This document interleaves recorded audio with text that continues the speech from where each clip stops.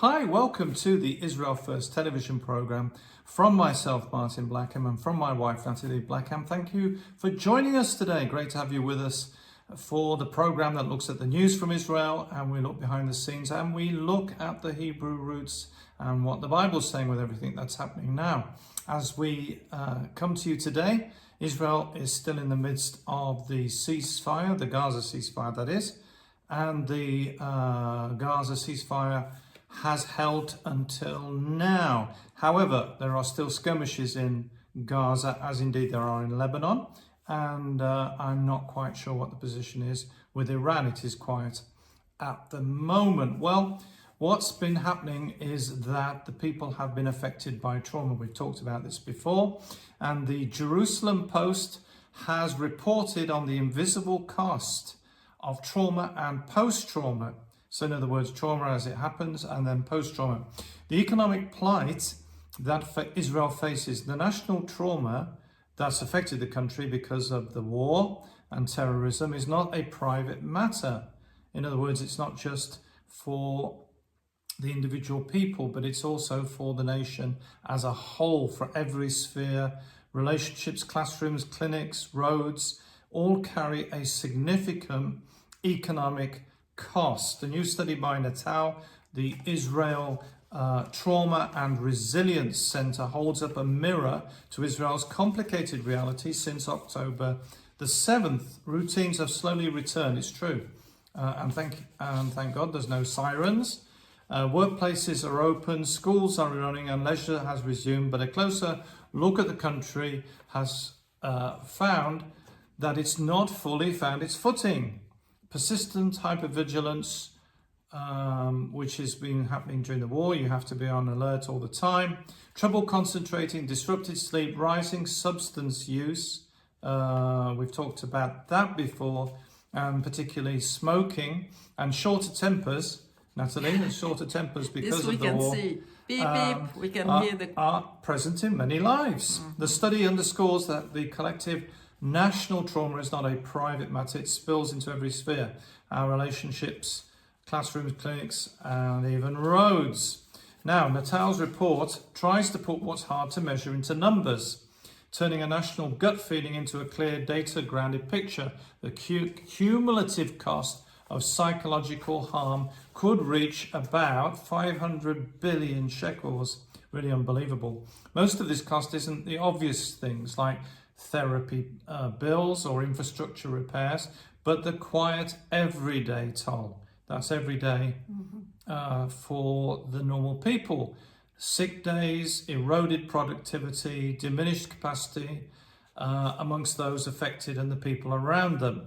The estimates suggest that hundreds of thousands will face mental health effects across the country and have a low ability to get through a full work day.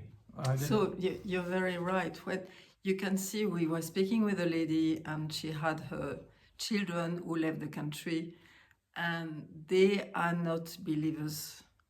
They obviously we could see, and we know that when the parents don't have the confidence in God and trusting in God is a reflection. I mean, it goes into the children, and we can see people who love God, they trust in Him, and there is a certain amount of peace, up and down, but there is a certain amount of peace. But when people don't trust in God, you can see this fear from the parents pass to the children, and is real fear.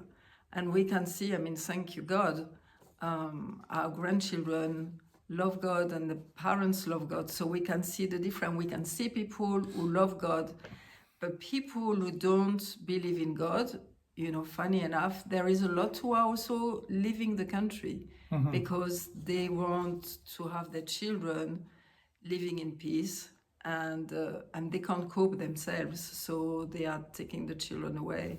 We might have time to talk about that, we might not, but we do a news story on a daily basis, and we've talked about the people leaving the country, kind of reverse aliyah, I guess you call it, and why they're doing that. Now, The government agencies across Israel have reported a surge, as can be expected after the war, in applications for mental health recognition. There is a social and economic warning sign in its own right. Beyond the headline numbers, the report shows the strain meets daily life at home, on the road, and in our health. People take it out on the road, how they're feeling. And so the driving in Israel has always been very interesting anyway, and has become even more interesting. At home, in the house, in the months after the war, the Welfare and Social Affairs Ministry has said that domestic violence has risen by 65%, a sign of ongoing distress and intense pressure on support services. Now, Times of Israel has said that people who have been stressed from the war, and going on a similar theme,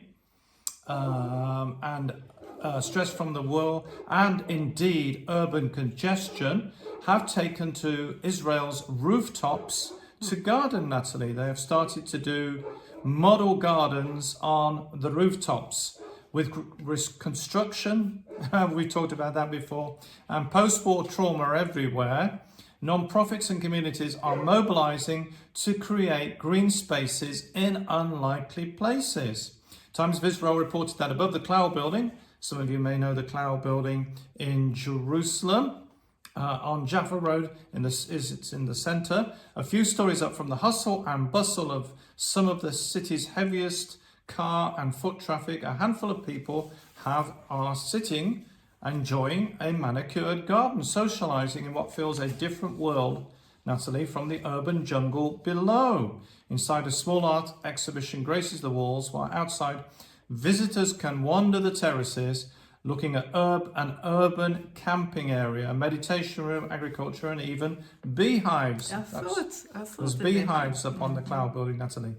This rooftop is a laboratory exploring different models of urban sustainability, said Matan Israeli, founder of Maslala, a Jerusalem-based community dedicated to making the city's urban spaces more livable. The putting of beehives on rooftops and indeed gardens on rooftops is not new, but because of the war, there's more people are starting to do that. The city life feels like it's always a race. Well, that's true wherever you live in the world. If you live in a city, life feels like a race and a battle for space, battle for car parking as well. But if you use the small areas wisely, you can create a very deep change in how you live. As Jerusalem and other cities around the country build at a record rates, there's construction everywhere, as we said on the program last time. If you want to drive through Jerusalem, there are no shortcuts, because where you want to take a shortcut, they are digging the road up. And urban areas are becoming more congested. I believe Tel Aviv is in a similar state. Israelis are increasingly looking for ways to create green spaces. Community gardens, as I say, are becoming more and more popular around Israel. They have been for decades, but they're increasing as Israelis confront the trauma of 2 years of war with Hamas and Gaza, navigate a world where it seems construction is everywhere. Because we know that when you are close to nature, it really helps you to, it helps when you have trauma. It's like feeling, you have positive feelings, is very important. We'll speak about that a bit more after. Construction in Israel, as I've said, it has increased in recent years. There were a record 183,000 buildings under active construction around the country at the end of 2024, 183,000 according to Bank of Israel. I think there's even more than that. Tel Aviv has been ranked as one of the most congested cities in the world according to TomTom, the satellite GPS navigation. Municipal projects like the light railway in Jerusalem and Tel Aviv's metro have added to the sense of urban congestion. So Maslala are doing their best to bring these rooftop gardens to Israel. Now, as Nathalie was saying, the Times of Israel has reported that over 1 in 4 Israelis are considering leaving the country. It's very sad, but because of all the stress of the war, etc., and indeed cost of living, etc., 26% of Jews are thinking of emigrating, IDI says. Secular Jews, that's non-religious Jews, are more inclined than religious Jews to leave Israel. Security, politics, employment, cost of living are top concerns. Many of the high-tech industries have indeed moved staff abroad for safety purposes during the war, and many of them have stayed. It's as simple as that. Now, a new study published just this November 2025, has found that 27% of Israelis are considering moving out of the country, even though the majority of them believe mass emigration will be dangerous for the future of the state. You have a volunteer army, basically. They do have a small army all the time, but it's basically based on IDF reserves who are working in industry, and if they all disappear, then it's very dangerous on a military basis. Among Jews, the less religious, the more likely they were to say they were considering emigration. Of those that were considering leaving, 69% of Jews said they had no specific pull abroad. It was just a matter of getting out of the country. Now, robots. We've talked about robots before. Israel has their first humanoid robot taking a major leap. I guess that's figuratively and not. I don't think the robot's doing acrobatics or gymnastics, but he's leaping towards the factory floor. Now it's a robot we've talked a bit about on the program before. We've also talked about the dangers of robots being used. A new video from the Menti bot working autonomously in a warehouse as it lifts and moves boxes independently.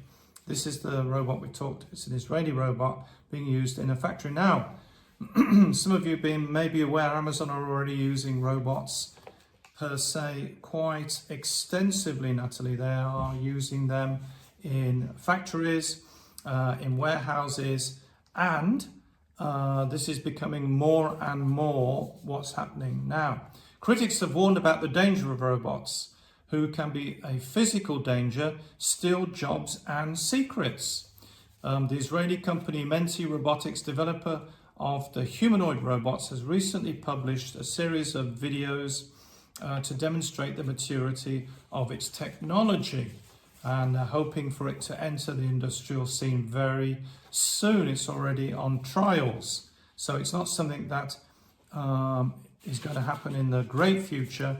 It's something that could happen very shortly. It was established in 2022. The company keeps, by the way, a low profile. There's not so much information about it, rarely exposes itself publicly, and has about 70 staff. 45 of them are AI specialists, and I've mentioned before about the danger of the mix of robots and AI, artificial intelligence, to the extent whereby robots will start thinking for themselves. The unveiling of Menti's robot comes as there's a surge of activity of robots in the world. 1X recently reported that their Neo robot, which is designed to perform household tasks, is coming. And tech millionaire Elon Musk has declared his intention to produce millions of Optimus robots from Tesla as soon as next year. Meanwhile, dozens of Chinese firms have announced humanoid robot models every month, and it seems that Menti in Israel is trying to enter this busy market. The big difference is, by the way, between Menti, the Israeli robot, and the other ones like Neo, is that it is controlled independently. Most of the others are controlled by human operators. What I mean by that is that the robot can see, but he's got somebody with a computer who's working the eyes or working the hands or working the legs. But Menti is independent, which is very unusual. Earlier customers must agree, though, that a human will remotely operate it in their home. These robots from China or from America, Natalie, they've got to agree that they can look round your house and see what's going on. Now, if you've got areas, if you have areas of your house where you don't really want a robot to look, you can designate them as off limits. But how much does how much does the robot obey the off limits command? That's a very good question. Well, Natalie, you have some exciting things to share with us today, and Yes. with our wonderful viewers. A bit different that robots, yes. I want to speak today about Rosh Chodesh. Rosh Chodesh is the new the new moon, which is the new month on the Jewish calendar. So we go back into the Bible because it is the place to navigate in our lives, and is emet, is the truth. So we know that is staying on the road and good for us too, because you see all these robots and all of that, well, they might do some good things, but we don't know. Yeah, it's not always the best. I mean, it's like you want to stay human. You want to keep this interaction with the people. When you have somebody come to clean your house, is different than when you have a robot. Anyway, this is just my little 5 pence. But I want to speak about Rosh Chodesh. So Rosh is the head, and Chodesh is the moon. I mean, it's called the new month, because it comes from a Chadash, and Chadash is new. So this is a very important concept, is like every month can be a new beginning. Because it's so important that sometimes we do things wrong, sometimes we feel bad that we've done things who are not right, and we can do better. And so it's like a new month. So God always gives us new beginnings. It's okay, you messed up, it's all right, just turn around and change. So for me, when I started to learn about Rosh Chodesh, it really gave me something, understanding like there is not just a routine, and like you can carry your burden, older you are, more burden you can carry because you've done wrong thing in your life.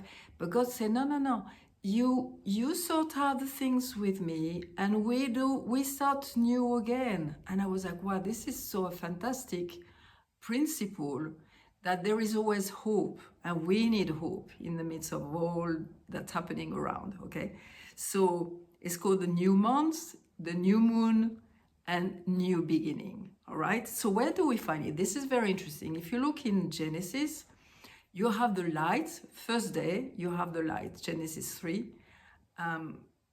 God said, let the light be, and the light was. But this is not the luminaries, like it's called, which is like on the fourth day, when the sun and the moon was created. So it's again very interesting to know that his light, God's light, is created even before the sun and the moon, and that one day in a new heaven and a new earth, he said, we won't need even the sun anymore, because his light will be given back to us. We lost it during when we fall, we lost it there when we fell. Sorry. So the sun and the moon were given, and it's written in Genesis 1:14, is to mark the seasons, to mark the days, and to mark the years. So it's interesting because the Jewish calendar has he used the sun and he used the moon. So if you use the moon all the time, your calendar is changing and not going back. Is not changing. Like, for example, Passover will be in the middle of the summer, and it's not. It's something for springtime. So every few years, I think it's about 4 years, they do a new month to go back onto their feet to keep the calendar the right way. Okay, just for you to know. But you have to understand that the festivals of the Lord, which is Passover, Shavuot, and Sukkot, so it's like Passover, Pentecost, and the Feast of Tabernacle, and different time of the year, is always with the calendar, with the moon. And because we live in Israel, I've noticed, I say, wow, is always the full moon? And he said, yes, of course, because the people were traveling to Jerusalem. They didn't have lights that we have, next to the road. So the moon were there during the night for them when they were traveling to Jerusalem, because God was saying, hey, I'm inviting you to come into my mountain and to be with you close, because he wanted to bless them. So this is very interesting. But when I speak about that, and it's like, wow, this was for the Jewish people. Yes, but it's also for us, because like Shabbat has been created in Genesis. God has created Shabbat during creation. And yes, the Jewish people kept it, but it's for humanity. And let us look in Isaiah 66, and I'm going to read it for you. Is written in chapter 66, and is verse 23. From one new moon, okay, sorry, maybe I start 22. As the new heavens and the new earth that I make will endure before me, declare the Lord. When he said the Lord here is Adonai, is the name for God who has a covenant, who have kindness towards the people, humanity, not Elohim. Elohim is more the God of judgment, and Adonai, or